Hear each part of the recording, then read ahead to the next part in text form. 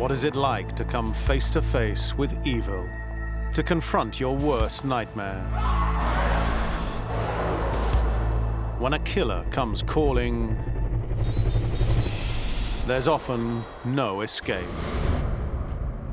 A man who can kill is evil beyond belief. To truly encounter evil is a rarity most will never experience. I believe in evil, and I have experienced people that are evil. But for those unfortunate few who do and survive to tell the tale, the mental scars often never heal. I couldn't breathe. My eyes felt bulging. All I could see was his face on my face, and he was just staring into my eyes. We meet the men and women whose lives have been forever altered by their brush with the beasts who live among us. This is Encounters with Evil.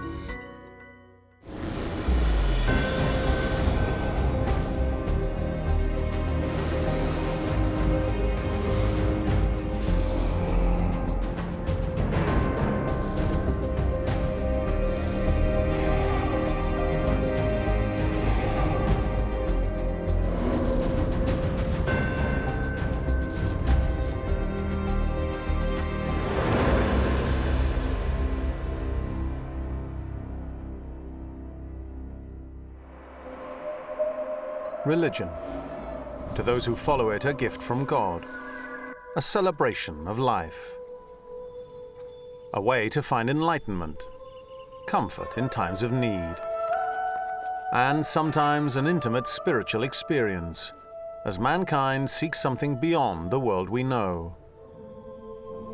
Religion has been an inspiration to architects for millennia. They've designed and built some of the most beautiful buildings on the planet. It is argued that many of our major religions started life as small cults led by charismatic leaders. But not all leaders are destined to create a cult that leads them to a worldwide faith. Some are committed to creating a cult that leads their followers to the very gates of hell on earth. Tonight, Prophets of Doom. Coming up, Marshall Applewhite, the UFO-obsessed leader who took his followers on the ultimate spiritual journey. I'm sent here for the express purpose of helping you get to the kingdom of heaven. And America's most notorious murderous messiah, David Koresh, who led his flock on a path toward bloody Armageddon. They come in here with a gun, and they start shooting at us. What would you do? But first, the shocking story of Jim Jones. For some unexplained set of reasons, I happened to be selected to be God. A man who created a church for the American poor and then led them to destruction. In fact, over 900 souls committed suicide in a jungle compound called Jonestown in Guyana, South America. The date, November the 18th, 1978. The victims were all members of a San Francisco-based church called the People's Temple. The majority of them were black Americans. The leader of the People's Church was charismatic, self-proclaimed Reverend Jim Jones. Jones's understanding of religion, of Christianity, was that all are welcome and all should be cared for. But what he found was a hypocrisy. The church he was in only really cared for you if you were white and if you were decent and respectable. People should not be judged by their race, nor their religion. But every bit of news is slanted these days to make prejudice against brown and black and Indians. Jim started taking an interest in dispossessed and poor people, mostly the black people in his neighborhood. He was reaching out to people in the community that the traditional church couldn't. That's a bad trite phrase of mine, I'm going to tell you. I'm going to say this. You and me are the same To the white man, we're the same A lot of these public buildings wouldn't welcome black children and black people from the neighborhoods. And this is where we think he started to have a schism. He started to grow apart and move away from the mainstream church. You can call me an egomaniac, megalomania, or whatever you wish, with a messianic complex. I don't have any complex, honey. I happen to know I'm the Messiah. It's only a complex when you're confused. I am God, the Messiah. There would be these big healing services where you would get an old crippled lady coming up, and then she would throw away her crutches and walk, or the blind would see. Yes, I can do miracles. Yes, I can heal the sick and cure cancer. Yes, I can open up blind eyes. Yes, I can cause the cripple to walk. Yes, I can cause the rain to fall. The healings he carried out were a con. The woman who rose from her wheelchair was his secretary. Jones's power lied in people believing that he could heal, and he knew that if you believe it, it's not a lie. He did lots of reading about dictators and political figures, so he'd read about Mao Zedong, he'd read about Marx, he'd read about Stalin, he'd read about Hitler. I don't care who runs the country. I am intending to run the country. He was political in the sense that he knew how to curry favor with those with more power. He befriended Jimmy Carter's wife, and he got a lot of political and powerful influence in San Francisco. But Jim Jones was more than just an ambitious, religious conman. He had a dark heart. There's been lots of evidence from witnesses and survivors and ex-members who've said that his sexual proclivities were essentially heterosexual, homosexual, and bisexual. You assholes that can't even cock it 15 times a day, and I got to worry about all this shit.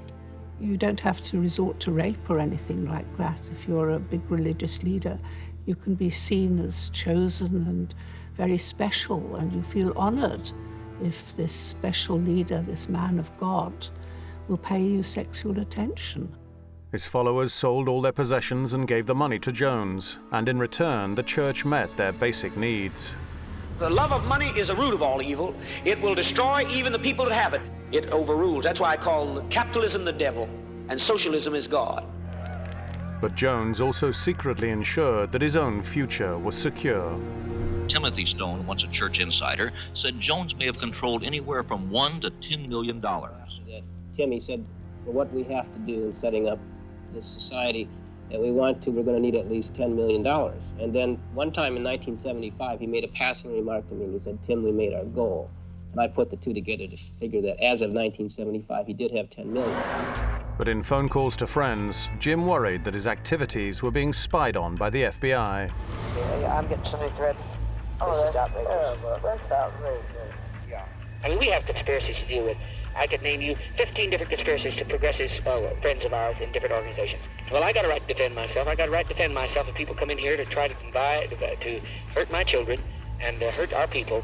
I'd rather die because I know my phone's tapped. I do want to say, if they ever come in here, we will fight to the last man and woman. We've made up our mind. Increasingly paranoid, Jones decided to move his church to Guyana in South America, where he would be out of reach of the American authorities. Jones named his new home Jonestown. Today, all the children of Jonestown are having a fun day parade. As with the faith healings, Jones was keen to promote his church with stage-managed PR. But the truth was that he installed speakers throughout Jonestown, so there was no escape, day or night. Christian preacher saying, death, death, shun death. Got to overcome death. We got to have victory over death. The final enemy, death. This was part of, if you want, his egomania, that, people must be listening to what I have to say. The enemy was birth. Rejoice when you die and cry when you're born. It was not paradise. It was a concentration camp. It was hell. It was a plantation.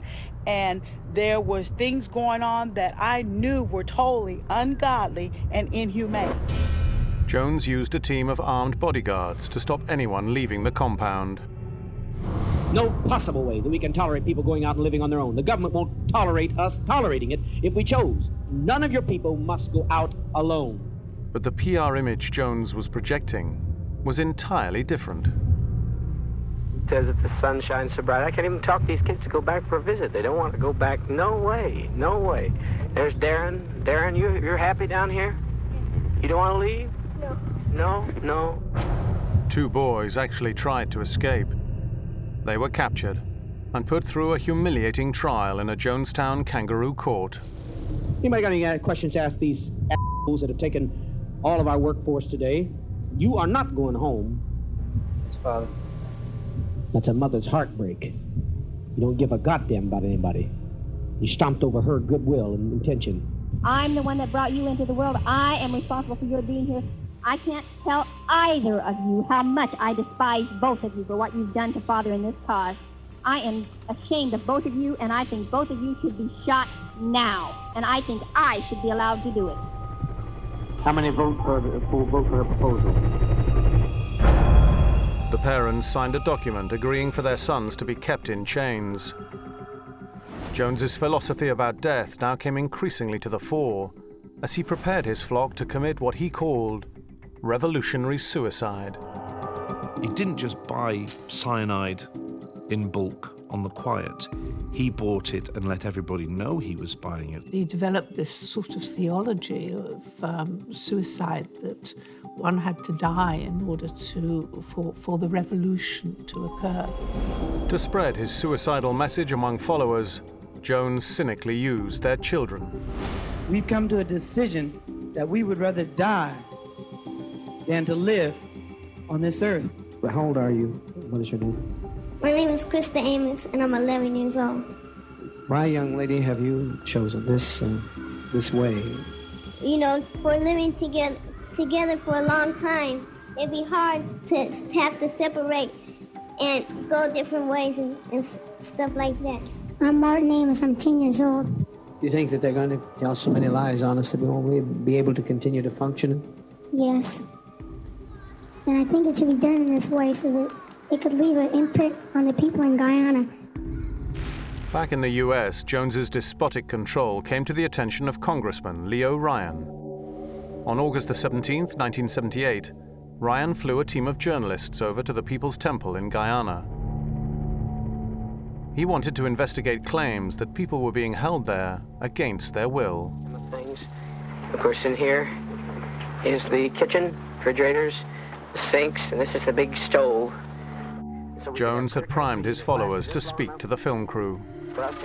You're convinced that Jim Jones is a good man? Definitely, I should say so. Yes. I mean, I'm 27 years old, black, free, and I make my own choices. His conclusion was that this was a wonderful place. They'd been dined and feted, and everybody was saying how wonderful it was. American money. The congressman was recorded on tape, addressing the Jonestown residents to rapturous applause. I'm very glad to be here. This is a congressional inquiry, and I think that all of you know that I'm here to find out more about questions that have been raised about your operation here. Just let me say thank you on behalf of my staff, on behalf of the press who are here, on behalf of the relatives who are in here now, for hosting us here this evening. We really appreciate it. Thank you so much. But the following morning, the atmosphere changed. A note was slipped to a journalist who passed it on to the congressman. One of the people who'd been with him was given a note from somebody who said that they wanted to leave, and things started to get very ugly. Nearly 20 people were walking out of his compound, assisted by an American congressman, with journalists helping the world to see this happen. To Jones, this was unthinkable. A tractor pulled up. Hidden in a trailer behind were assassins. I hit the deck, I lie face down. Every time somebody would fall down wounded, they would walk over and shoot him in the head with a shotgun. My face is pushed against, kissing the floor as close as possible. I don't want to move because I know they keep shooting. And next thing I heard, they walking towards us, one of the men. You can't steal people's children. You can't take off with people's children without expecting a violent reaction. One shot hit Bob Brown in the leg, I believe. I don't know what part of the body. He screamed, ouch! And caused shit or something. I don't know what he did. And next thing I know, the guy came close and blew his brain off. Meantime, back at the compound, Jim Jones herded his 900 followers into the pavilion. What's going to happen here in a matter of a few minutes is that one of those people on that plane is going to shoot the pilot. I know that. The people with the guns were, yes, they were Americans. Yes, white Americans, black Americans, but they were all Americans. The shootout results in the death of Congressman Leo Ryan.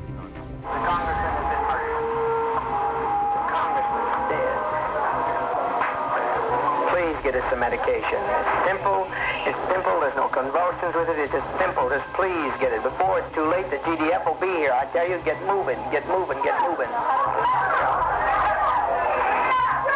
How many are dead? Oh, God almighty, God almighty.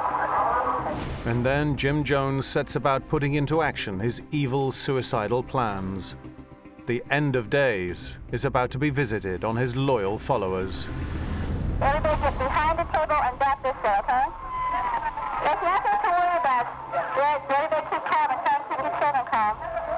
But I'm crying from pain. It's just a little bit irritating. They're not crying out of any pain. It's just something to put to the rest, oh God.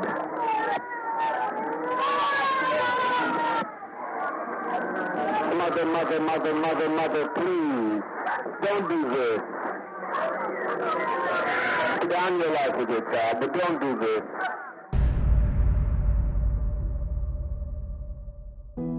There is little doubt how most of the people died. There were empty bottles of potassium cyanide in the library and dozens of bottles of tranquilizers. A lot of them were murdered. The elderly had injections, were injected while they were sleeping. One survivor said the people were given tranquilizers, then waited to be given a small cup of Kool-Aid mixed with cyanide. Entire families took the poison together, laid down, some embracing, others holding hands, and died.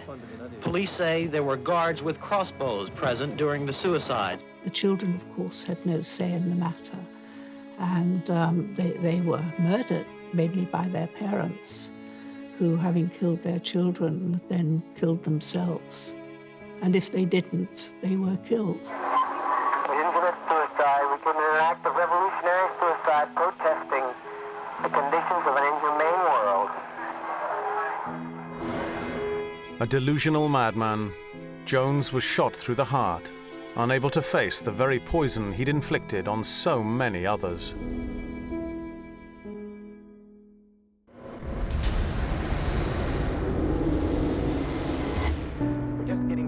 Jim Jones is just one manifestation of the many false messiahs who've appeared throughout the ages to charm and deceive those looking for enlightenment. You don't know what you're missing down here?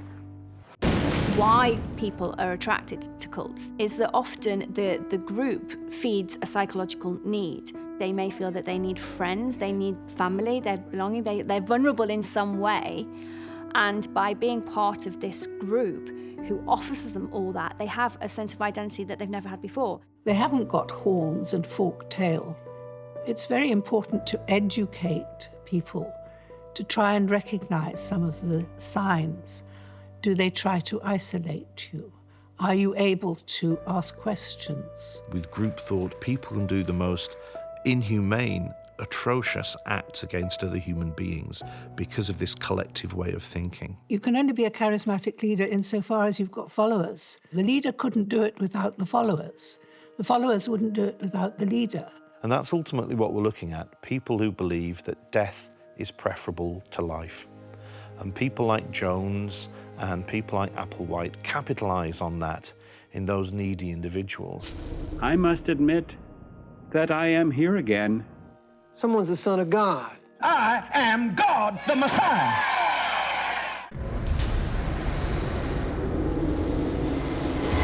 "20 years after the massacre at Jonestown, another cult leader spread his own suicidal messianic message. The worst addiction that exists is love. Uh-oh, I thought God was love. I'm sorry. That one's a lie. Marshall Applewhite was also a self-declared prophet who believed he was the Messiah. I must admit that I am here again. Like Jim Jones's People's Church, he led his followers to a grisly end. What they discovered was 39 deceased persons that were in the residence throughout the house in different rooms. They were all in a prone position, on their backs with their arms at their sides, all deceased, all appearing as if they had fallen asleep. It's shocking. I think it's important that we get as many facts as we can about this and try to determine what in fact motivated those people. Its members neither drank alcohol nor smoked and said they had been sent to Earth as angels. They left a video instead of a suicide note where they explained some of their reasons. Death of the vehicle, death of the body, or losing the body, losing the vehicle, essentially has no long-term effect on me. Marshall Applewhite called his cult Heaven's Gate and used the internet to attract lost souls to his messianic madness. Last chance to evacuate planet Earth before it is recycled. What we can see with many of the cult leaders we've looked at, they're a little bit weird and odd and strange, and they don't fit in with their community. Applewhite's father was a Presbyterian minister who founded a number of new churches around the state of Texas. Young Applewhite hoped to follow in his father's footsteps and become a preacher. Applewhite was someone who was seen as being a deeply religious child, and it did indeed seem like a career in the church would be a natural thing for Applewhite to do. He'd done national service, he'd become married. He had a degree, he had a chair in music at a university. He was an intelligent pillar of the community.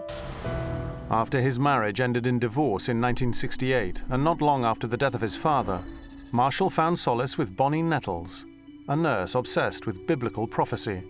They became platonic friends.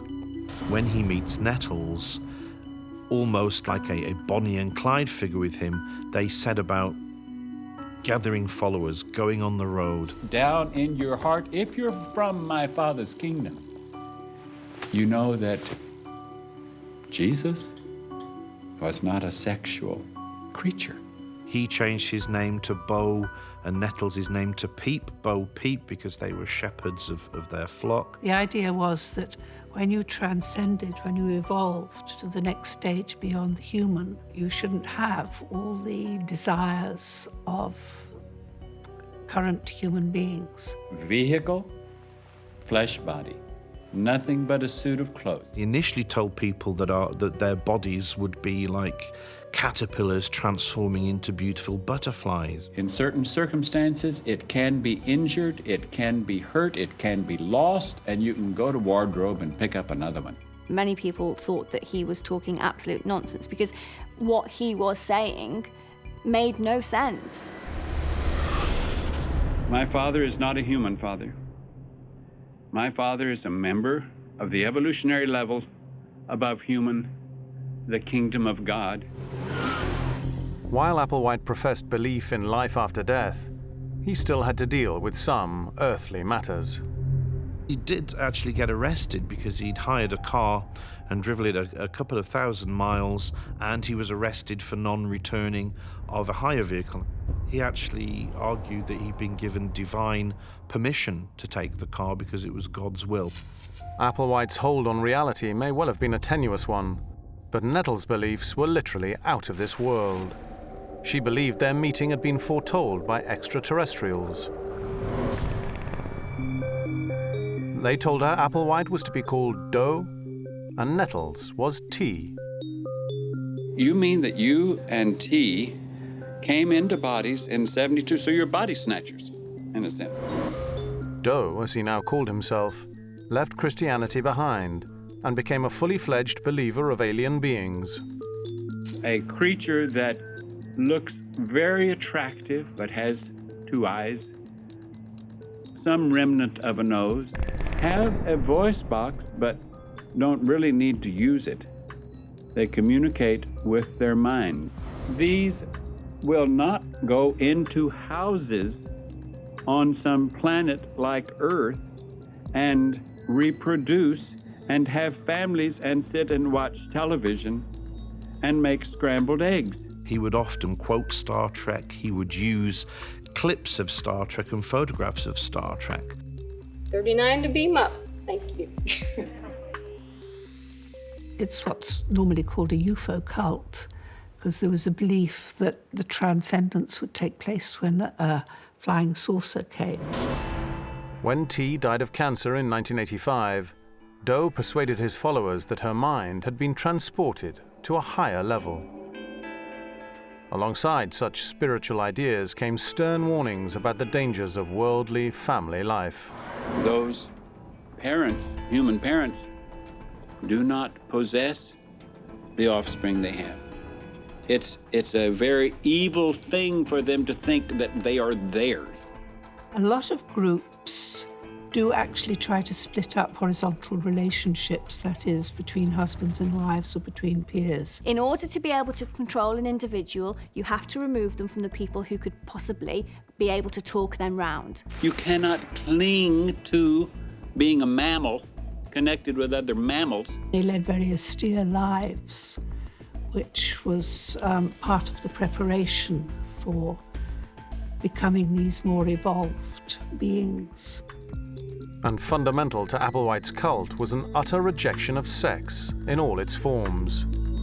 Sex is the strongest drug. It's repulsive to me because it's certainly very human. Desires and lusts and things that I have to completely ignore. It's barbaric, it's primitive, it's beneath me. He believed that sex equals sin, and if you take away the genitals, then you're less human, you're less prone to sin, and you're more ephemeral and you're more spiritual. In 1996, Doe and a number of other members of the Heaven's Gate cult had themselves chemically castrated. Some students had proven to him that they desired to have their vehicles neutered. And I'm one of those students that did that. And I can't tell you how free that has made me feel. Castration, of course, is deeply symbolic. Whenever you see aliens, they never have genitals. They're smooth. And there was a secret in Applewhite's earlier family life that led him to this strict no-sex philosophy which defined the cult. You don't just wake up one day at the age of 35 and feel that you're gay. He unfortunately ran aground at one of the colleges where he taught by making a sexual advance to one of the male students, at which point his wife had also divorced him and they'd separated. Being gay potentially may have repulsed him, and he wanted to stop those urges, and by castrating himself, he would have done. The spirit is the mind. It requires ridding ourselves of the mind of the human kingdom, ridding ourselves of the lusts of the human kingdom. When the comet Hale-Bopp appeared in the night skies over North America, Doe believed the time had finally come for his followers to have their souls beamed up. We have no hesitation to leave this place, to leave the body that we have. Hi, devotee. Look at the camera. In preparation for their final journey, Doe changed the names of all of his followers. There he is. Go to Song Odi. There's Lagodi. Tall Odi next to him. We call him Tall Odi because he's a little taller than Lagodi, who happens to be very, very tall. For all these smiles, these followers of Heaven's Gate were now just hours away from their final, fateful journey. Within the past 24 hours, I have been clearly informed the end of this civilization is very close. On March the 20th, 1997, Heaven's Gate leader Marshall Applewhite pleaded with the world to join his mass exodus from planet Earth. He was convinced that Nettles was trailing behind Hale-Bopp in a spaceship, and that she was coming to Earth, and that she was going to reap their souls and take the souls of the good people back out into outer space to meet the supreme alien beings. Marshall Applewhite taped himself speaking of mass suicide. He believed it was the only way to evacuate this planet. If you act quickly and you leave this world of your own choice, what? Go commit suicide? He was trying to entice lots of people to commit suicide. He was lying. Whether he knew he was lying, he was selling a lie. It is suicide to not leave. We have 3 of our classmates here, Jim Odi, Al Odi, Dave Odi, and they all felt like they'd like to say something to the world before we leave. There are a lot of illusions in this world, and it's hard to sift out the truth. But this is no illusion, and some of you will know it after we go. We're not forced into this in any way. It's, you know, our own choosing to do it, and I'm really happy that I made this choice. I'm really tired of this world and what it has become. I couldn't have had a better life than I've had these 21 years. And if it was good here, I know it's going to be twice as good when I get up there. There is a higher evolutionary level above human that you can attain to and go after, and that you do not have to be satisfied with what's in this world. They talk about how people are going to see them again and how they'll all realize and they should come with them. That's dangerous. And we do, in all honesty, hate this world. And in a sense, it's difficult to understand why people don't want to commit suicide to go to heaven. So there's usually some strict rule that it's wrong to commit suicide. You're meant to live out your earthly life because this is your preparation for the hereafter. What we're ultimately looking at is a person who thinks that death right now is better than being alive. People like Applewhite capitalize on that in those needy individuals. We might see you all again, and then we might not, but we hope that you remember us as we were. Over a 3-day period, the group took phenobarbital mixed with applesauce, washed down with vodka. They secured plastic bags over their heads to induce asphyxiation. It's heartbreaking, sickening, that they can create a world for themselves that may justify that kind of thing. It's very troubling to me. Applewhite died with his followers. A man whose confused sexual issues resulted in at least 38 tragic suicides. Despite his belief in his own immortality, he has not been heard of since.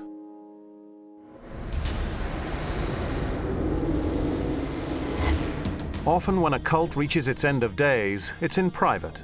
But one cult went out in a blaze. Not a blaze of glory, but a blaze of bullets, tanks, and flames. The place, Waco. The leader, self-proclaimed son of God, David Koresh. I came here 24 years old, 25 years old.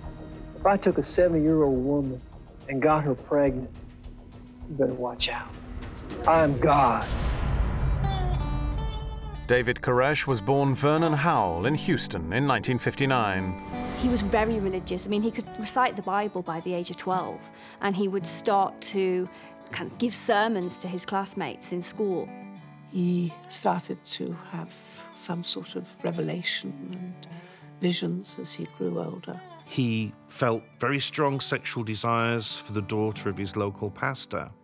He claims that he opened a Bible at a random page, and a section of the Bible essentially said that you have to go out and get what you want. It won't come to you. He liked to be that person that could get the pastor's daughter pregnant.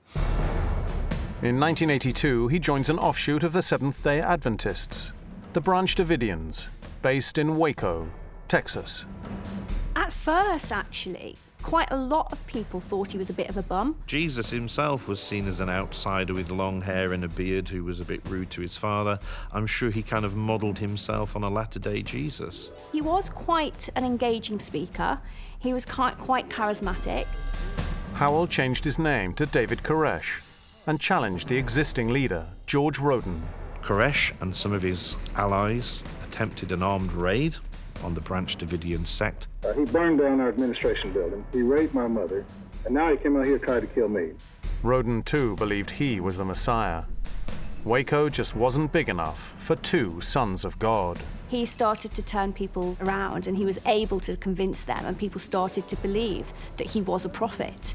He soon became the leader of the Branch Davidians. He was a person who was out for power and influence. He liked to be in control, and that was intoxicating to people. Let us break their bands asunder and cast their cords from us. People are fixing to get an ass kicking, and the people imagine a vain thing. What are they thinking? You mean God in heaven has a book called Truth? His preaching was a relentless wave of rhetoric. It was like turning on a radio that you couldn't turn off. You sort of feel like crying out, please stop, let me go to bed, I'm exhausted. You don't take anything in anymore. You just sit there like a vegetable listening. I come. At all the places I've been to and I've been around, I have not found anybody that knew anything about the Bible. I want to know what truth is, and I'm searching for it. If he happens to be the vehicle that shows me, I thank God for him. They think I'm the Son of God. Do they? Yeah. I think he's great. And how old are you? I'm 16. Well, someone's the Son of God. David Koresh, like many other cult leaders, needed to isolate his followers from their families. He makes it very well known that families don't exist anymore. Family ties have gone. We are the enemy. I have separated couples. You have. You better believe I have. He would tell other men that they had to be celibate, but he could sleep with their wives. People say you've been sleeping with the women here. Is that true? No, only one. And she's tired of it. Now, I mean, she's tired of the accusations. Have you committed adultery? No, I don't commit adultery. You telling me the truth? I'm telling you the truth. I was his wife. I was, and so was my daughter, and so was 15 other people in there. I mean, that is the ultimate power game, to be able to tell men that I'm going to sleep with your wives, but you're not allowed to have sex. And to have people follow those orders and to be able to do that, I mean, that's quite remarkable. I was one of his wives. I was just a single girl, and we were having babies for God. Denying adultery meant that Koresh also had to deny paternity. You want a blood test? Yeah, do the blood test.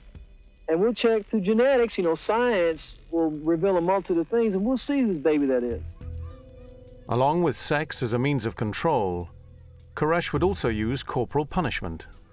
The first thing he really could remember of him was the fact that this man spanked me, hurts me. And he was so little. Well, he spanked my daughter for between 30 and 40 minutes. Yes, I spank children. I spank my children when they do wrong. Very young, 10, 11, 12 months old. No. Repeated spanking? No. We're talking about a lot of people that are making allegations with others who've made allegations. We're talking about a lot of people that can't say point blank, I saw it, I was there. I mean, I would describe him as a sex offender as well, because he had sex with underage, very young girls. So he took Aisha, then they shared a bedroom in our house. And that was their room.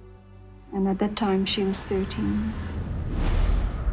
In addition to the allegations of child abuse and underage sex, the authorities were increasingly concerned about Koresh's ability to build up his own militia with a substantial horde of weapons.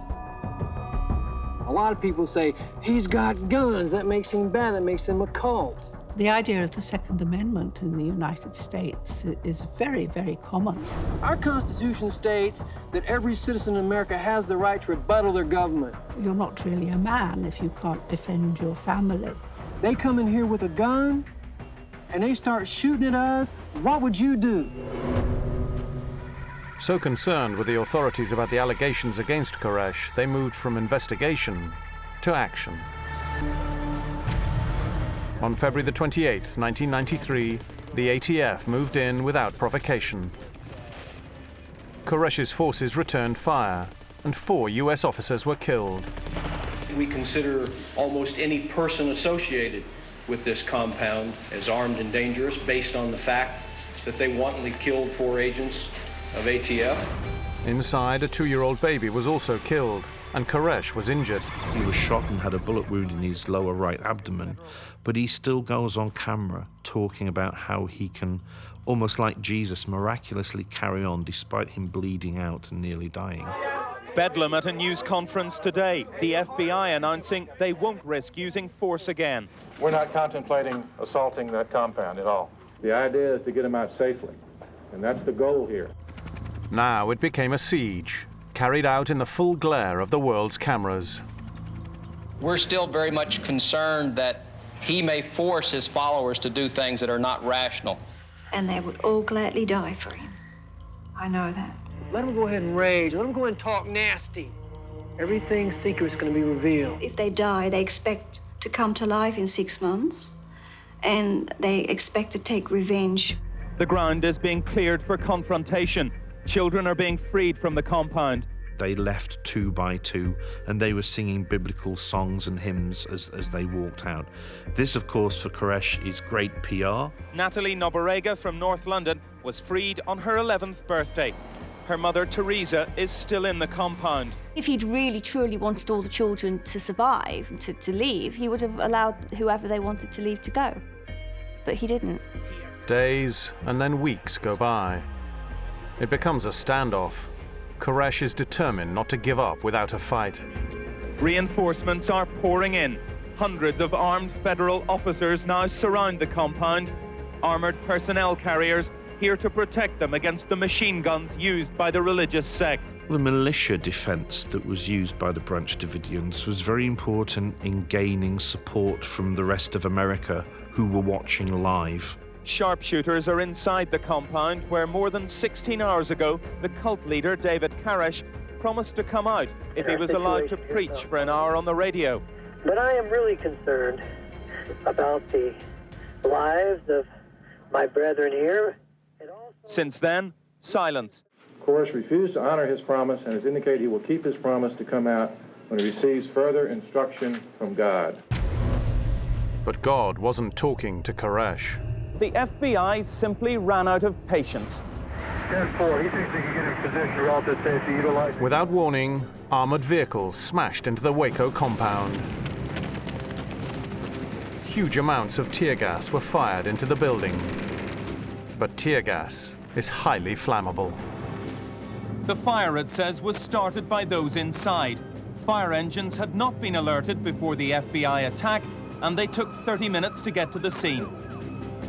The FBI said it did nothing to cause this fiasco. Those children are dead because David Koresh had them killed. There's no question about that. He had those fires started. He had 51 days to release those children. He chose those children to die. We didn't have anything to do with their deaths. He's not the character that would want to have been led away in handcuffs. So he was almost being forced into a situation that it was going to end in a blaze of glory. He wanted to have the dramatic ending. Across the still smouldering embers, a long line and a slow search today for what's left of an apocalyptic cult and the 86 people who burned to death for it. Was it mass suicide? Not everyone agreed. That's a smokescreen, and it's designed to divert the attention away from what really happened, and that was an abuse of authority. I received assurances that the gas and its means of use were not pyrotechnic. Since then, I have consistently been told that no pyrotechnic devices were used. I've certainly seen footage of incendiary devices and flamethrowers launched into the buildings with the air holes previously punched in them by tanks, which would allow the fire to spread more quickly. There are clearly two diametrically opposed stories about which side caused Monday's inferno that took 86 lives. The FBI insists cult members started the blaze as part of a suicide pact at the direction of David Koresh. Cult members all insist that is a lie. Hey, we had food for a year. Why would we want to commit suicide? Were you one of them? What I find the most tragic aspect of this case is that those children, forget the adults who were indoctrinated and who were living there and they decided that they were going to stay, those children didn't have that choice. That the government was the one who was bothering us, that they came in, they're tearing up everything. They were shooting on children that were inside. These were little babies. They said they came to get a man, and these were little babies in there. It was a tragedy. It should have been handled differently. Children could have been saved. He was hoping to come out of it as the good guy, as a messiah who negotiated the lives of his people. He no doubt would have seen himself as a religious figure, and that this was his moment of crucifixion at the hands of the authorities.